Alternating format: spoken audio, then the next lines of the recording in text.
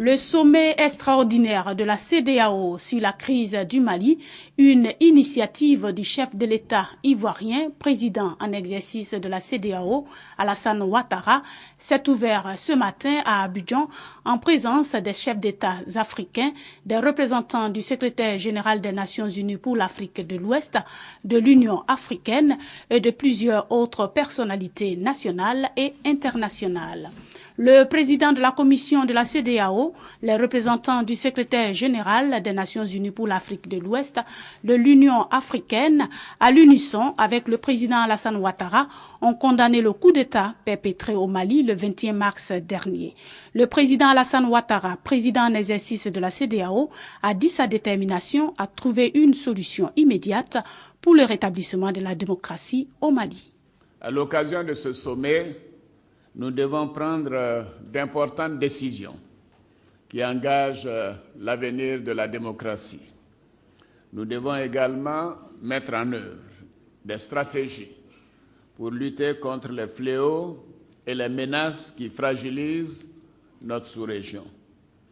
En effet, il nous faudra aujourd'hui adopter une position commune et sans équivoque sur la double crise politique et militaire qui secoue le Mali.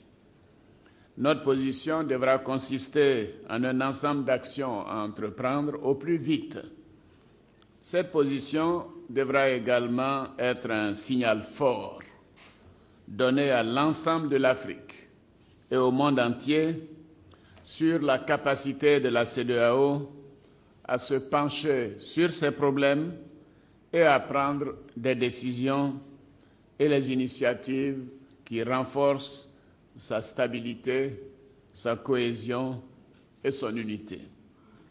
Comme vous le savez, notre région est confrontée depuis quelques années à des entreprises de déstabilisation qui tendent vers la destruction de l'état de droit.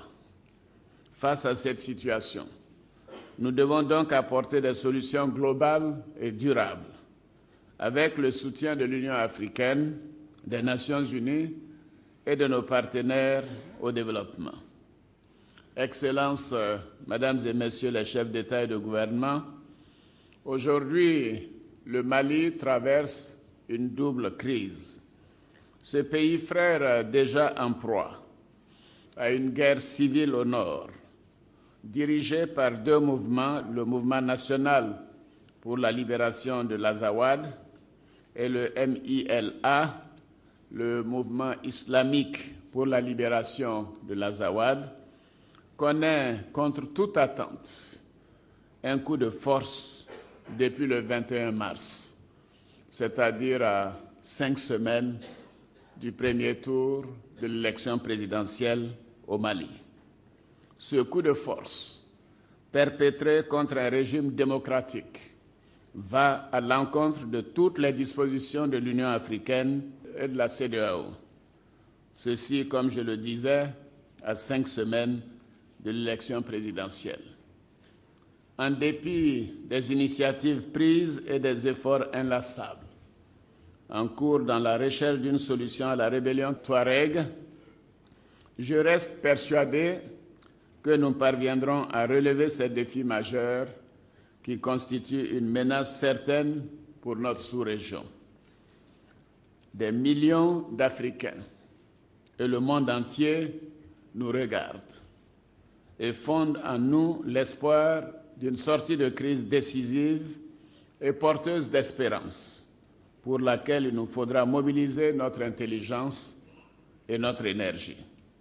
Excellences, Mesdames et Messieurs les chefs d'État et de gouvernement, notre tâche est âpre. Faisons preuve d'imagination et de courage pour permettre au Mali, au peuple malien, de renouer très rapidement avec la démocratie, la paix, la stabilité et le dialogue entre toutes ses filles et tous ses fils.